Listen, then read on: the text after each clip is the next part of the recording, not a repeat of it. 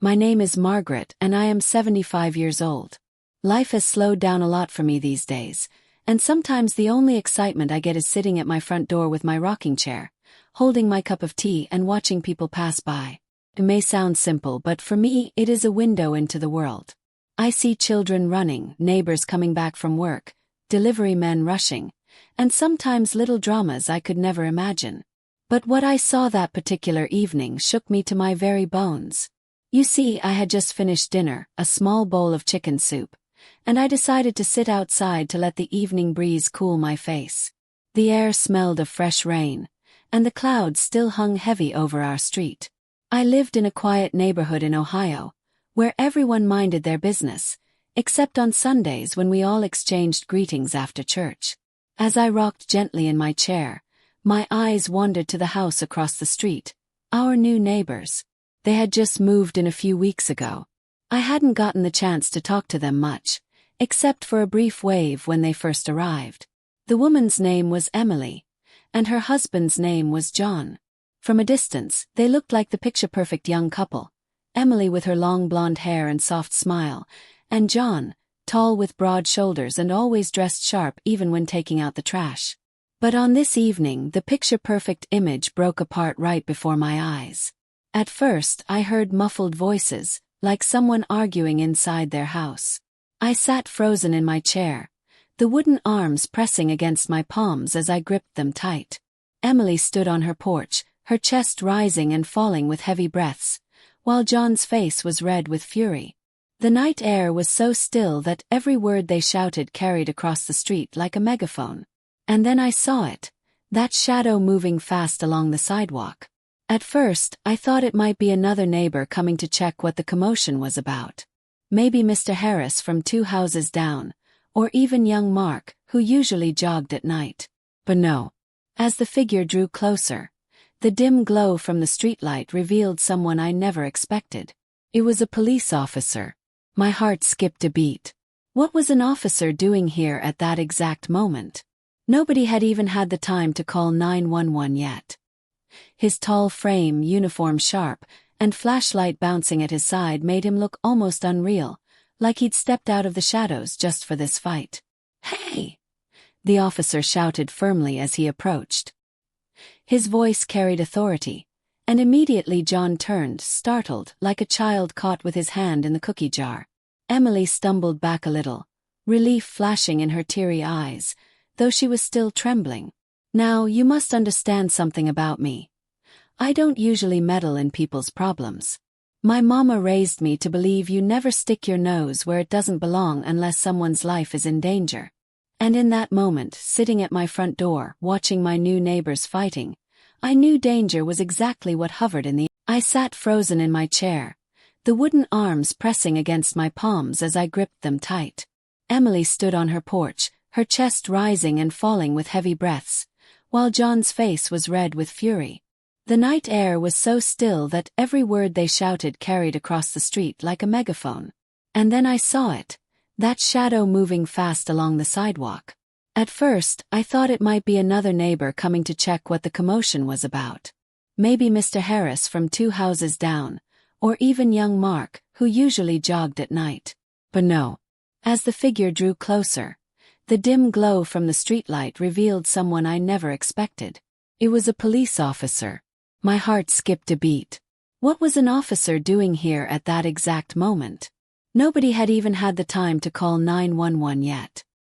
His tall frame, uniform sharp, and flashlight bouncing at his side made him look almost unreal, like he'd stepped out of the shadows just for this fight. "Hey!" the officer shouted firmly as he approached. His voice carried authority, and immediately John turned, startled, like a child caught with his hand in the cookie jar. Emily stumbled back a little, relief flashing in her teary eyes, though she was still trembling. "Now, you must understand something about me. I don't usually meddle in people's problems. My mama raised me to believe you never stick your nose where it doesn't belong unless someone's life is in danger." And in that moment, sitting at my front door, watching my new neighbors fighting, I knew danger was exactly what hovered in the air. The night had gone quiet for just a moment, the kind of quiet that makes your skin prickle, because you know it is only the eye of the storm. Emily stood trembling, the police officer stood firm, and little Sophie, that was the girl's name though I didn't know it then, clutched her stuffed rabbit so tightly that I feared the stitching would tear. John's chest heaved as though he were holding back fire. Then, with one sudden move, he shoved the officer's shoulder. My breath caught. "Oh Lord," I whispered. "Now let me tell you something, my dear listener. You never ever put your hands on a police officer. That's one line you don't cross." But John did, and the ripple of that shove moved through the air like thunder. The officer steadied himself quickly, his hand firm on his belt now, his voice louder than before. "Sir, step back. This is your last warning." Emily gasped, running to the porch rail as though she might leap off if she had to. Sophie whimpered, frozen in the doorway, her rabbit dangling now. And me. I sat in my chair, my hands trembling so bad I could hear the spoon clinking against my teacup. But John didn't listen. His pride was louder than reason. His anger blinded him. He stepped forward again, his fists tight, his words sharp. "You don't tell me how to run my family." And then it happened. John lunged, not with his fist, but with his whole body, as if to push the officer aside and drag Emily back into the house. The officer moved quicker than I thought a man could. In one swift motion, he twisted John's arm behind his back and pushed him down onto the porch rail. "That's it," the officer barked. "You're under arrest." Emily screamed. Sophie began to cry. The sound of glass breaking carried across the street like a crack of thunder. My heart jumped into my throat. I leaned forward in my chair, squinting through the dim porch light of Emily's house. The police car had already driven off with John, and the neighborhood had gone still again. That shatter wasn't from outside. It came from inside the house. I whispered to myself, "Oh Lord, protect them." For a moment there was silence. Too much silence. Then I saw movement behind the curtains, shadows shifting, quick and restless. Emily's porch light flickered, casting long shapes across the yard. Now I've lived 75 years, and let me tell you something. A woman can hide her tears, she can fake a smile, but the truth always shows in the little things. And in that moment, I knew Emily wasn't just cleaning up a broken glass. Something else had snapped in that house. Before I could make up my mind whether to go across the street, the front door opened. Emily stepped out slowly, her face pale, her hands trembling as she held Sophie close to her side. The little girl clutched her rabbit tighter than ever, her eyes wide with fear. I called out softly, "Emily? Honey, are you all right?" She looked at me, and for the first time since she'd moved in, her smile was gone. Her lips trembled as she whispered, I don't know what to do." That was the low point of the night, the softer moment. There was no screaming now, no fighting. Just a young woman, broken by fear, standing on her porch with her daughter, looking across the street at an old lady like me as if I held all the answers. I set my teacup down and pushed myself out of my chair, my knees aching as they always do. Slowly, carefully I crossed the street. The air was cool against my face, but my heart was warm with the urge to help. When I reached her porch, I laid my wrinkled hand gently on her arm. "It's all right, dear. You're not alone. You and your little..." When John stepped out of that car, it felt like the ground shifted beneath my feet. My first thought was, how in the world did he get back so fast? The police had just taken him away not even an hour ago. My second thought was much heavier. Emily and Sophie are not safe. John slammed the car door shut, the sound echoing down the quiet street. His shoulders were stiff, his jaw tight, and though the porch light cast only half his face, I could see the fury etched deep in his eyes. Emily froze. She whispered under her breath, "No, this can't be happening." She clutched Sophie closer, who buried her face in her mother's side, gripping that little rabbit with both hands. "Emily!" John shouted, his voice carrying like a whip in the night air. "Get inside the house." Every curtain on the street was moving now. Neighbors were awake, watching through cracks, but no one stepped outside. No one except me, the old woman with trembling hands standing right there on Emily's porch. I whispered to her, Stay calm, dear. Don't move. Don't let him scare you back inside. John's heavy steps echoed on the driveway as he stormed closer. His eyes cut to me for a second and he snarled, "You! Stay out of this, old lady. This is my wife. This is my house." My knees shook but I stood firm. I had lived long enough to know when fear should not win. "And that's your child," I said softly, pointing to Sophie. "And she doesn't need to see this tonight." For a second I thought he might strike me. His hands clenched at his sides, and he took another step forward. Emily gasped, pulling Sophie tighter, tears already flowing again. Then, just as he reached the bottom of the porch steps, another car pulled up. This time it was a police cruiser, lights flashing red and blue, siren wailing briefly before cutting off.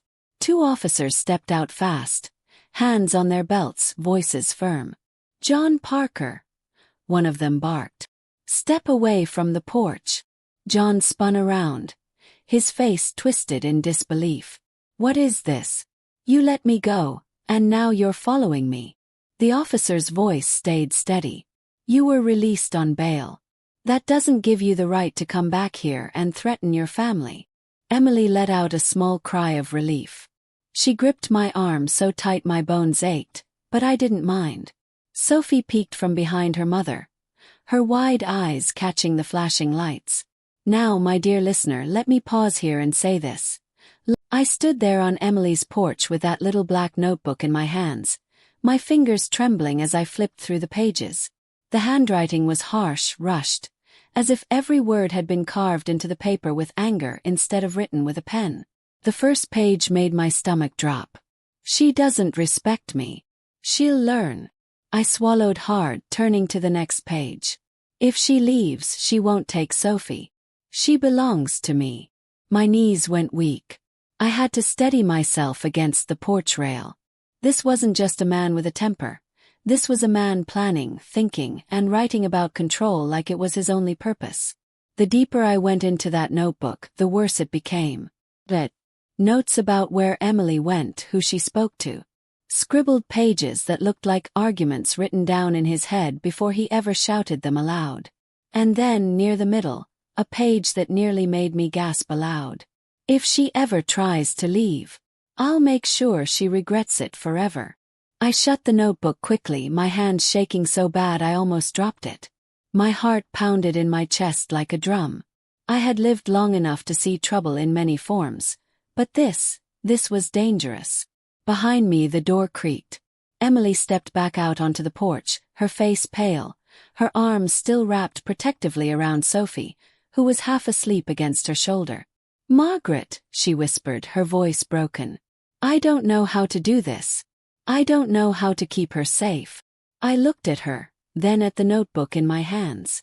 For a moment I hesitated. Should I show her? Would it scare her more than she already was?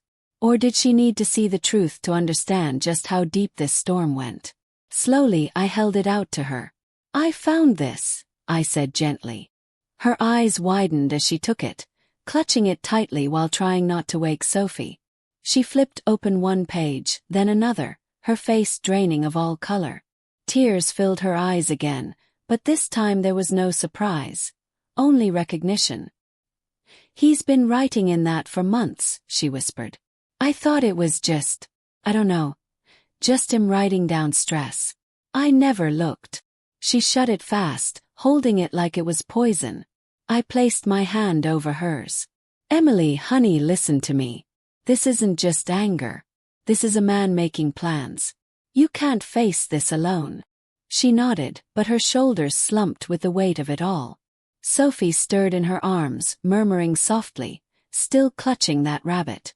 Emily kissed her forehead and whispered, "Go back to sleep, baby." Now, here's the thing, my dear listener. Life teaches you that storms don't always pass quick. Some storms sit heavy over your home for days, weeks, even years. And sometimes, you've got to make the hardest decision of your life to get out from under those clouds. That's what Emily was facing on that porch, whether to stay in the storm or run from it. We went inside together. Her house was dim, quiet now except for the faint hum of the refrigerator. A broken glass lay scattered on the kitchen floor, glistening like sharp little stars. I helped her sweep it up while she tucked Sophie into bed upstairs. When she came back down, her hands trembled as she held the notebook again. If I go to the police with this, he'll know. He'll come after me. He'll come after us. I shook my head firmly. If you don't, honey, it's only a matter of time before he does worse. You need protection. And you need to believe you're stronger than his threats. Tears rolled down her cheeks, but she didn't argue. She just nodded, hugging that notebook to her chest as though it held both her greatest fear and her only proof. For a while we sat together in silence, the clock ticking softly in the background. I thought maybe she'd decided to act, maybe she'd call the officer whose card still lay on the table. But then, just as the air began to settle again, there was a loud knock on the back door. Bam, bam, bam. Emily's head shot up, her eyes wide. My heart leapt into my throat. And when that knock came again, harder this time, Sophie's frightened voice called down from upstairs. Mommy! Daddy's back. The whole neighborhood seemed to wake up that night. Curtains twitched, porch lights blinked on, and whispers carried across the street as officers pinned John to the ground and cuffed him again. Red and blue lights painted every house like a warning. Emily stood at the window, holding Sophie so tight the little girl whimpered. I stood beside her, my old hand resting on her arm to keep her steady. They dragged John toward the cruiser, but he kept fighting, twisting, shouting over his shoulder. You can't keep her from me. She's mine, Emily. Do you hear me? She's mine. The words rattled through the night air like a curse. Emily flinched with every one of them, her body trembling so hard I feared she'd collapse. One officer glanced back at us through the window, giving a small nod as if to say, we've got him. But even with John stuffed into the back of that car, kicking and yelling, the storm inside Emily didn't quiet. When the cruiser finally pulled away, silence fell heavy on the street. Just the hum of neighbors whispering to each other in the dark. A few faces lingered, but none dared to step closer. Fear has a way of keeping people at arm's length, even when kindness is needed most. Emily sank onto the couch, Sophie curled in her lap. The little girl was half asleep again, her tiny fingers gripping that rabbit like it was the only safe thing in the world. Her mother's eyes were glassy, staring at nothing. He won't stop, she whispered almost to herself. He'll never stop. I lowered myself onto the couch beside her, my old bones creaking. Honey, I said softly, storms like this, they can tear through your life, yes. But they don't last forever. You've got to hold on to that. She turned her eyes on me, filled with both fear and doubt. But what if he finds a way back again? What if he takes her? What if? I took her hand, giving it a squeeze. Then you don't face it alone. You've got me. You've got those officers. You've got choices, Emily. And choices mean hope. For the first time that night, she let out a breath that wasn't a sob, just a long shaky sigh. But then the knock came again. This time, not on the back door, not on the glass window, but on the front door, gentle, cautious. Emily stiffened, clutching Sophie tighter. Her eyes widened. What if it's him again? I shook my head slowly. No, honey. He's in that cruiser. This is someone else. She hesitated before tiptoeing to the door, peering through the peephole. Her shoulders eased slightly. It's Officer Daniels, she whispered, opening the door just enough. The young officer stepped inside, his face grave but kind. Ma'am, he's in custody again. This time we'll make sure he doesn't slip out so easy. But, he hesitated, glancing at Sophie before lowering his voice. I need to be honest. Men like him, they don't always stay down long. You'll need to think about what comes next, for you and your daughter. Emily's lips trembled, but she nodded. I know. He handed her a pamphlet. There are shelters, resources, people who can help. I'll put a rush on a protective order. Until then, stay alert. And don't hesitate to call us, ever. She took the paper with trembling hands. I could see the weight pressing on her. Every decision she faced now was heavier than the last. After he left, the house fell quiet again. I thought maybe we'd get a moment of peace, but peace wasn't ready to visit just yet. Because not an hour later, when Sophie was finally asleep and Emily sat staring blankly at that pamphlet, her phone lit up on the table. Message. From an unknown number. You think you can hide from me? I'll always find you. Emily dropped the phone like it burned her. Her whole body froze, her breath coming in sharp, panicked bursts. I leaned over, reading those chilling words, and for the first time that night, even I felt the air grow cold around us. I whispered, Lord have mercy. This man isn't finished. And in that moment, dear listener, the truth settled deep in my bones. This wasn't just a neighborly fight gone too far. This was the start of a battle for survival. Emily's hand shook so badly she could barely pick up the phone again. The screen glowed in the dark room, that single line burning into our eyes like fire. You think you can hide from me? I'll always find you. She pressed the phone to her chest, rocking slightly, whispering over and over, No, no, no. I placed my hand gently on her back. Honey, block that number. Right now. But she shook her head, tears spilling down her cheeks. What if it's him? What if he's already out again? How could he have a phone? How does he know? I didn't have the answers. All I knew was that fear had a way of crawling into your mind and making every shadow look like a monster. Finally, with trembling fingers, she blocked the number, but the damage was already done. Sleep was out of the question for both of us. We sat together through the long hours of the night, the house eerily quiet except for the creaks of old wood settling. Every sound made Emily flinch. Every car that passed made her peek through the curtains. Sophie stirred upstairs now and then, mumbling in her sleep, still clutching that poor rabbit. I told Emily stories to calm her. Stories from my own life. About how I'd once faced a husband with a heavy hand and a bitter tongue when I was young. How I'd thought I'd never get free, until one day I realized love wasn't meant to bruise your body or your spirit. She listened, her eyes wide, as if seeing me in a new light. How did you do it? She asked softly. By believing I deserved better, I told her. And by letting people help me when I couldn't help myself. She nodded, but I could see the doubt still swimming in her. Fear has deep roots, my dear listener. Sometimes it takes years to pull them free. The night dragged on, heavy and endless. Then, just before dawn, as the first gray light seeped through the blinds, Sophie's small footsteps padded down the stairs. Mommy, she whispered, rubbing her eyes. I had a bad dream. Emily gathered her close, kissing the top of her head. It's okay, baby. Mommy's here. But before that tender moment could sink in, Emily's phone buzzed again. This time a new number. Another message. The police won't protect you forever.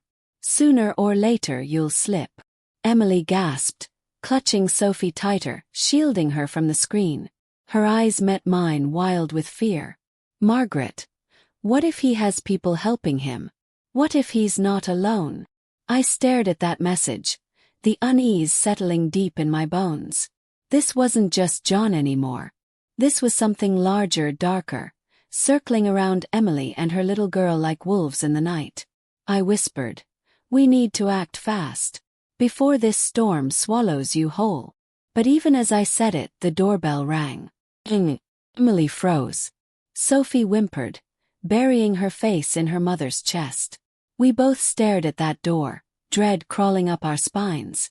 The bell rang again, louder this time, followed by a firm knock. Emily. Mrs. Margaret. A voice called. It was a woman's voice. Professional.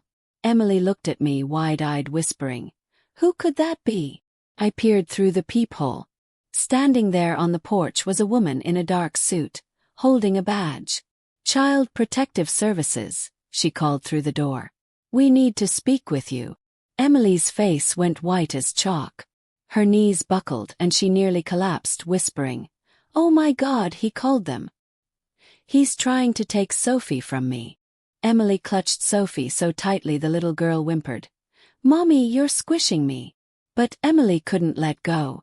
Her eyes were locked on the door, her whole body shaking. The knock came again, steady, official. "Emily, please open the door. We just need to talk." Her voice was gentle, but there was no mistaking the weight behind it. Child Protective Services.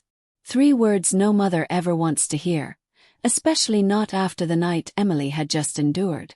She turned to me, panicked. "Margaret, what do I do? If I open that door, what if they take her? What if they believe him?" I took her trembling hands in mine. "Listen, honey. You've done nothing wrong. That man is the danger, not you.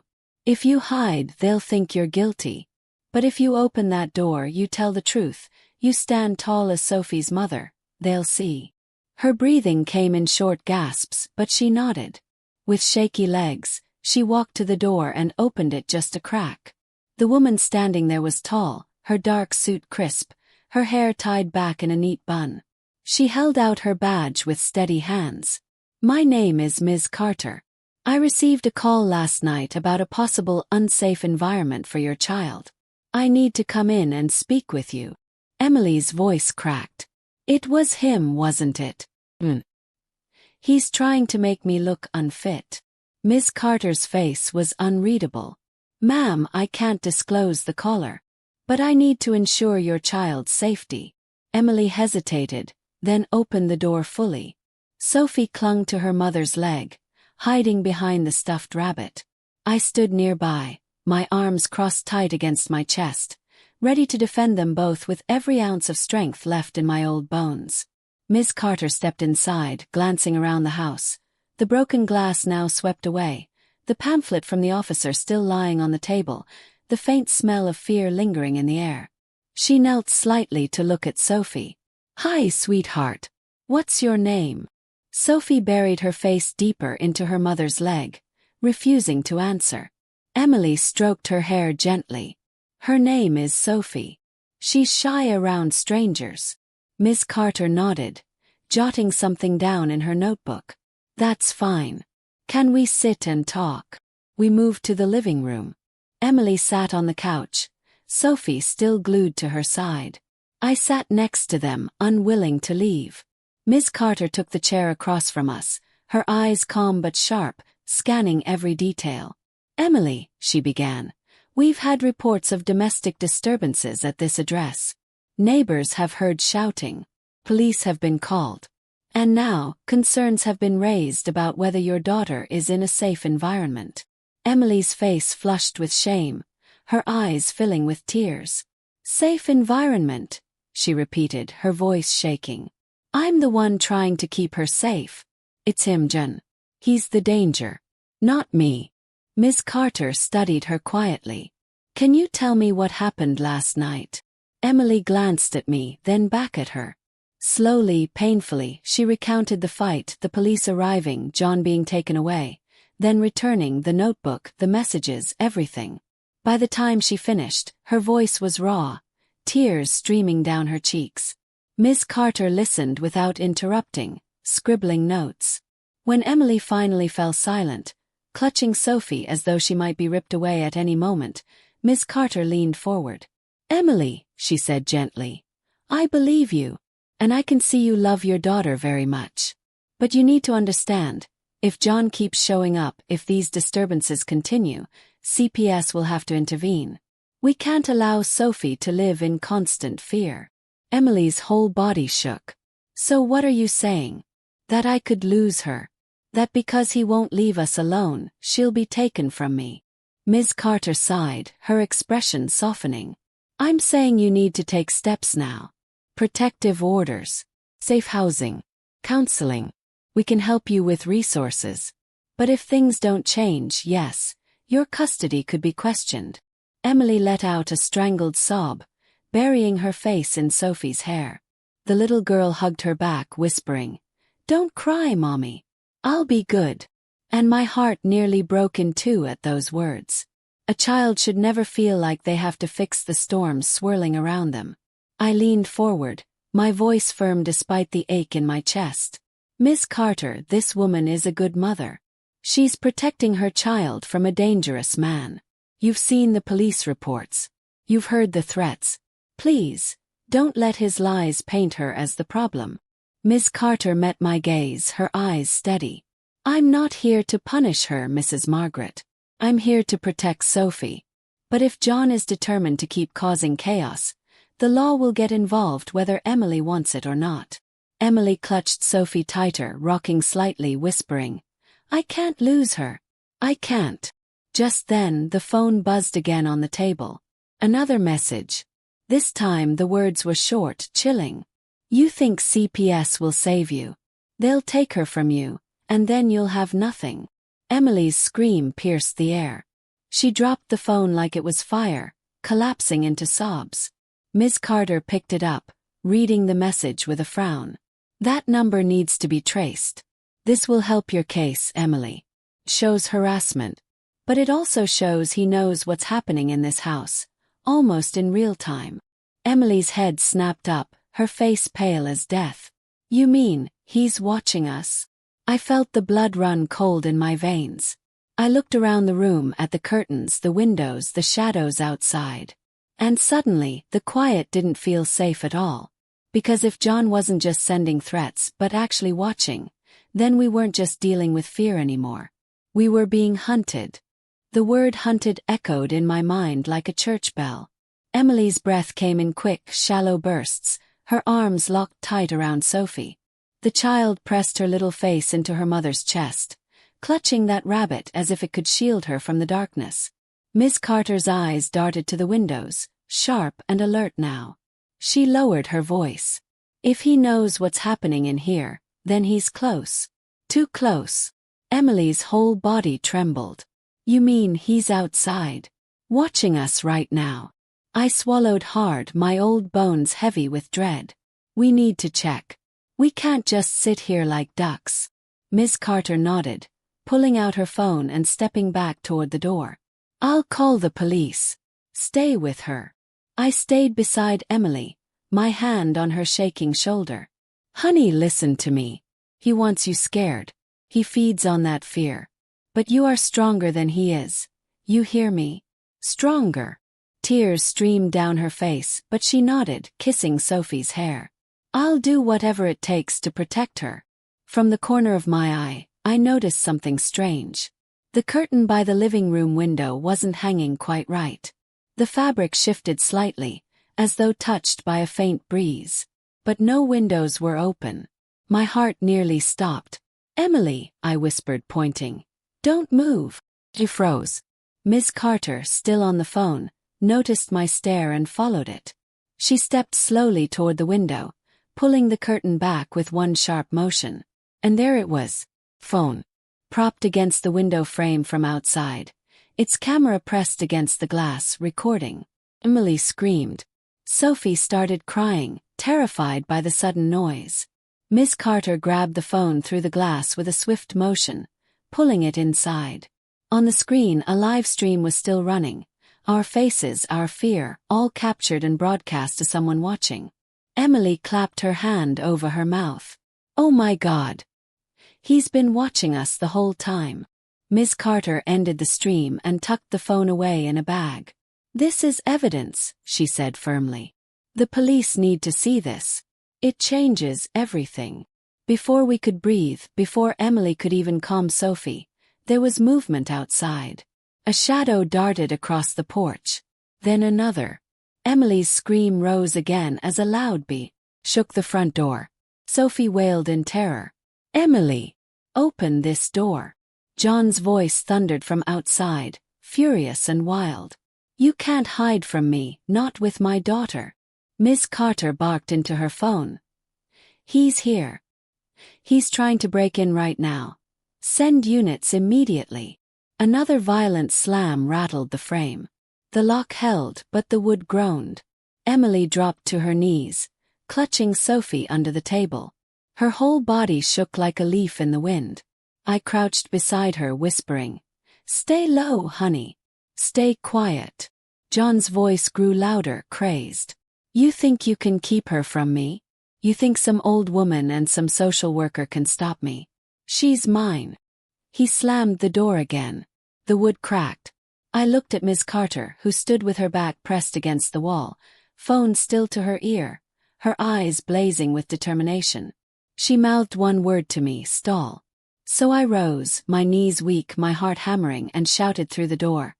John, you stop this right now. The police are on their way. You'll spend the rest of your life in prison if you don't leave.